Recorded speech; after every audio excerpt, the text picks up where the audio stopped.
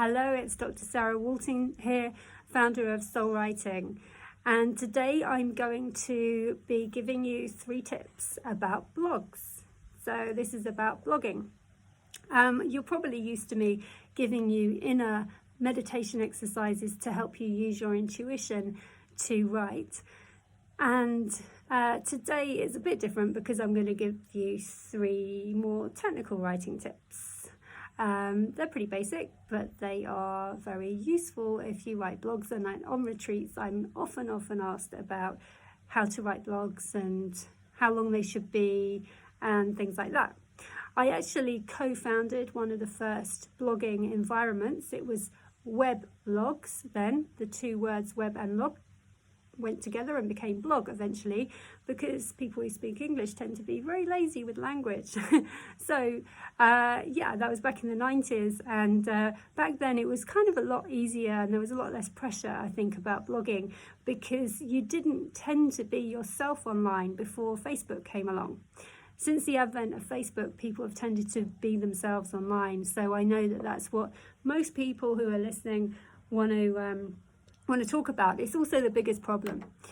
The problem with being yourself online is that it brings a whole load of self-criticism, self-judgment, and a whole load of stuff that's going to block you, stop you from publishing your blog.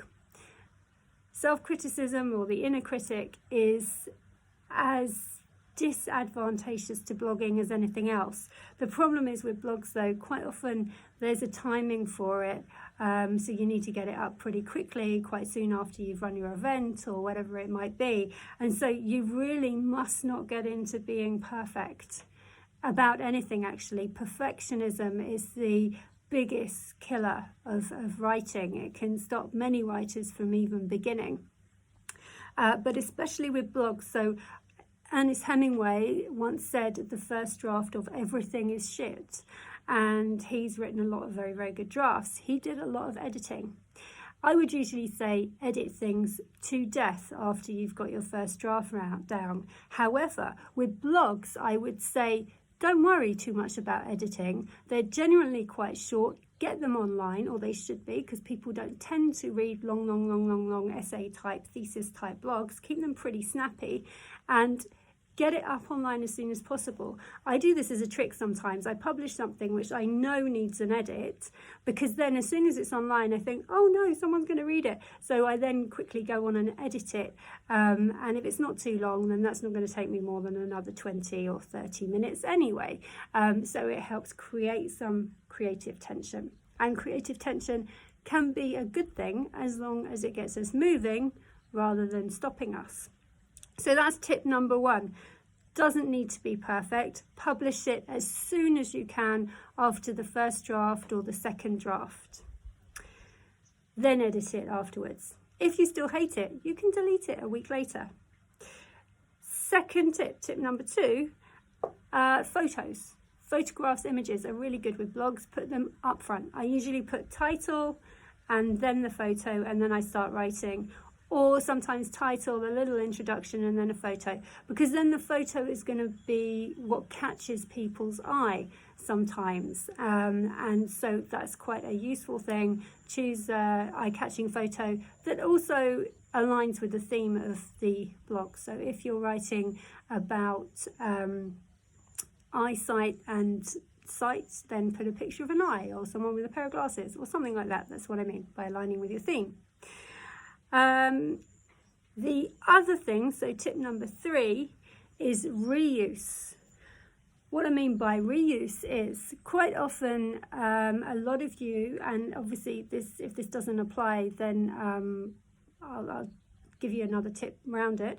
If you do Instagram, Facebook, Pinterest, or any of these social media platforms, you're probably used to doing photo with short caption. What you'll probably also be aware of is that some of those posts become longer, or you realize that they could be longer posts.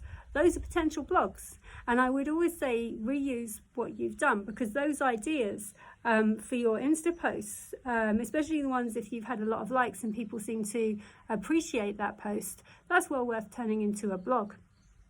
why not? So those are the 3 tips. Number 1, don't be perfect, just get it published as soon as possible, edit later. Number 2, include a photo and put that quite soon up front. And number 3, reuse the ideas in your social media posts and photos as well. If you don't do social media, obviously number 3 doesn't apply. And what I would say to you is think of it as photo and caption. So keep the text around a blog reasonably short. It doesn't need to be long. And this may give you some content actually for posts. If you want to start, you're just doing blogging and you want to start doing social media, then you can use the content in some of your blogs as long as it's not too long. You can edit it a bit to put it onto social media platforms too. So thank you for listening. I hope that's been helpful.